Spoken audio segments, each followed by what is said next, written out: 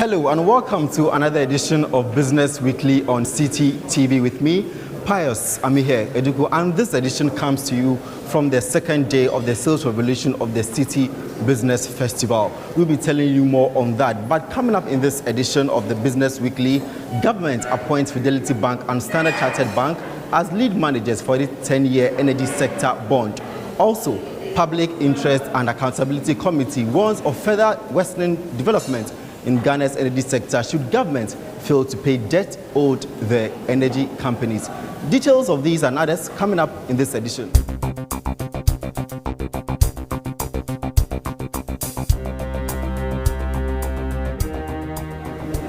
In our first story, government has appointed Fidelity Bank and Standard Chartered Bank as lead managers for its 15-year energy sector bond.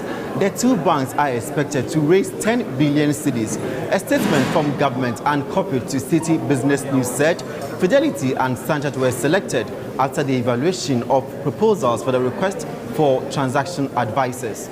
Let's still stay within the energy sector because the Public Interest and Accountability Committee, that is PIAC, has warned of dire consequences on Ghana's energy sector should government fail to pay debt owed by the state institutions.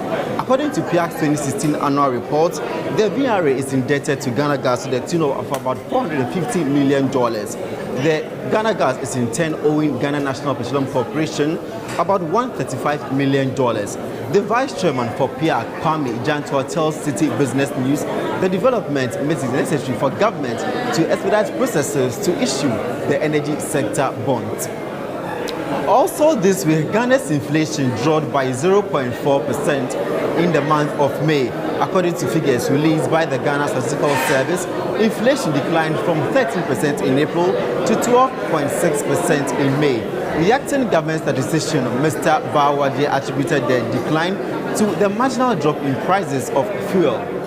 Let's now take you to the banking sector, where the latest report on the banking industry by the BOG has shown that the private sector contributed to over 98% of banks' non-performing loans as at April 2017.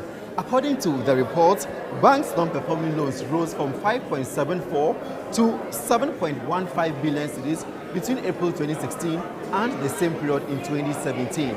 Staying with the banking industry, and interest rates of commercial banks have seen marginal declines between April and May 2017. According to the latest average interest report by the BOG, the interest rates have dropped to between 0.3 and 1.8%. Let's take it to Parliament because the minority in the House this week cast doubt over the government's ability to implement the reduced taxes on imported spare parts. Deputy Minority Leader James Kluche Abedi tells Business Weekly government must introduce mechanisms to ensure that traders reduce their prices to benefit consumers. Staying with the import sector, and this week Ghanaian importers warned of massive increases in prices should government fail to halt the proposed implementation of a 0.02% on all imports coming from countries other than the African Union. Let's take you to the construction industry, where some local contractors have expressed worry over government delay to pay them for work done. Some of them who have been speaking to Business Weekly complained that the development has also affected their relationship with their banks, who have shied away from giving them further loans. Let's get to some updates from the City Business Festival, where the event ended last Friday at the Coconut Grove Hotel in Accra. The trainers Caleb Ayeku, who is the managing partner for Breakthrough Consult, and Maxwell Dodd, who is the country manager for Equinet Media, took the sales personnel and top marketing executives through 2 days of thorough sales skills.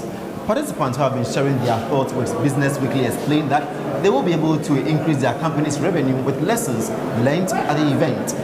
Meanwhile, the 6-day training program for top management executives, that is, the Management Bootcamp, is scheduled to take place from Sunday the 18th of June to Saturday the 24th of June at the Volta Hotel in Akosombo. The training program will take the leaders through various topics that will shape them to be able to lead their companies to improve their turnovers. Well, and that is it for this week's edition of Business Weekly on City TV with me, Pius Amihere Eduku. Log on to citybusinessnews.com for more business stories, and see you next week.